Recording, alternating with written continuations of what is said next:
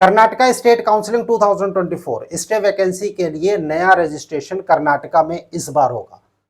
Second round में और mop up round में काफी सारे चेंजेस करने के बाद स्टे वैकेंसी राउंड में पहली बार कर्नाटका में न्यू रजिस्ट्रेशन एमबीबीएस और बीडीएस के एडमिशन के लिए इन state candidate plus out of state candidates दोनों के लिए ओपन हो रहा है।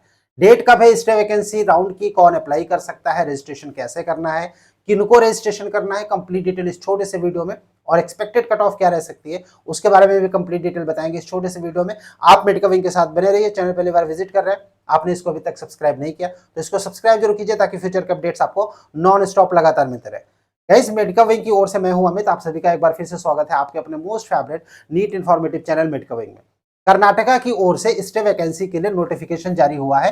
Note UG NEET online registration on for medical stray vacancy and dental Ayush mop up round, right.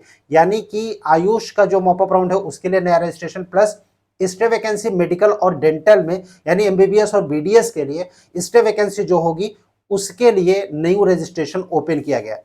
Registration किनको करना है और डेट क्या है, अगर हम उसकी बात करें, जो ऑफिशियल नोटिस है ये यहाँ पर अवेलेबल है केईए की वेबसाइट पर, और यहाँ पर फर्स्ट पेज में जो कि कन्नड़ लैंग्वेज में है, सेकंड पेज में आपको ये इंग्लिश में मिल जाएगा। ये जो नोटिफिकेशन है 20/10/2024 की, राइट, यानी 20 अक्टूबर की। स्टे वैकेंसी के लिए ऑनलाइन रजिस्ट्रेशन फ्रॉम 21/10 टू 23/10/2024 यानी 21 अक्टूबर से लेकर 23 अक्टूबर तक ऑनलाइन रजिस्ट्रेशन होगा।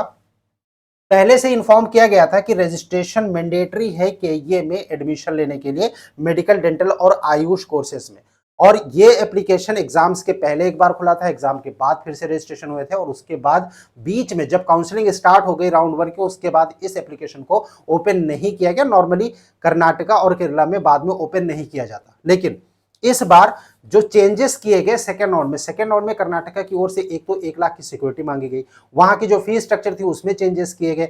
11 लाख जो tuition fees out of state candidate के लिए थे उसको बढ़ा के 12,767 रुपए 867 रुपए कर दिया गया।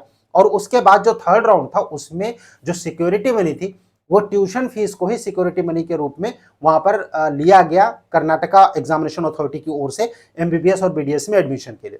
अब उसके बाद भी जो सीट स्टे वैकेंसी में वैकेंट होके आ रही है उन सीट्स पे एडमिशन लेने के लिए न्यू रजिस्ट्रेशन कर्नाटका की ओर से ओपन किया गया है, और नोटिस में यह कहा गया है कि ऑनलाइन रजिस्ट्रेशन जो है वो ओपन होगा। कुछ कैंडिडेट्स की ओर से केईए को मेल किया गया और रिक्वेस्ट किया गया कि जो एप्लीकेशन है यानी जो पोर्टल है न्यू रजिस्ट्रेशन के लिए उसको फिर से ओपन किया जाए।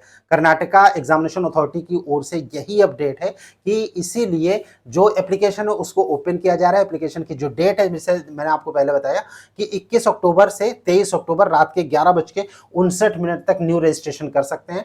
जो मेडिकल की सीट्स हैं, राइट, डेंटल सीट्स हैं और आयुष की जो अवेलेबल सीट्स मॉपअप राउंड के लिए है उनके लिए, प्लस स्टे वैकेंसी राउंड के जो मेडिकल और डेंटल की सीट्स है उसके लिए न्यू रजिस्ट्रेशन होगा।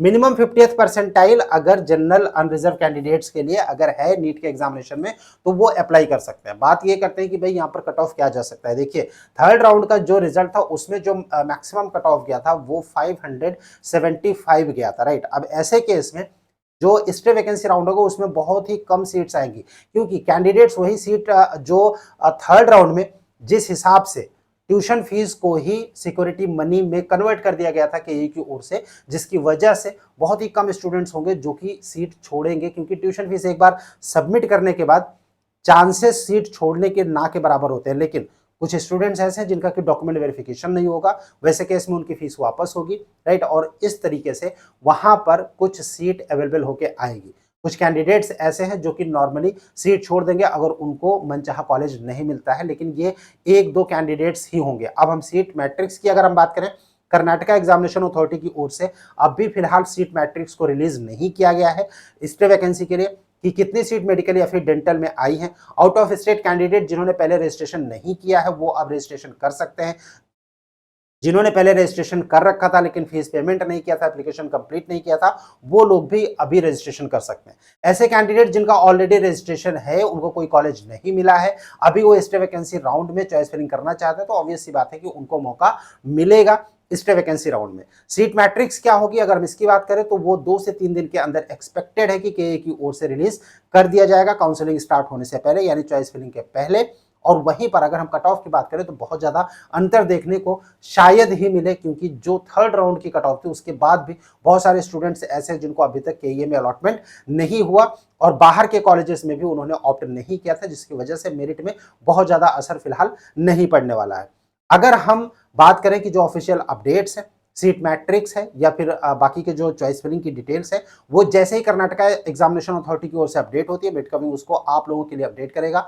आप चैनल के साथ बने रहिए, इसको सब्सक्राइब जरूर कीजिएगा ताकि फ्यूचर के अपडेट्स आपको नॉन स्टॉप लगातार मिलते रहे। Stay tuned with us. Thank you for watching Medcoming. Thanks a lot.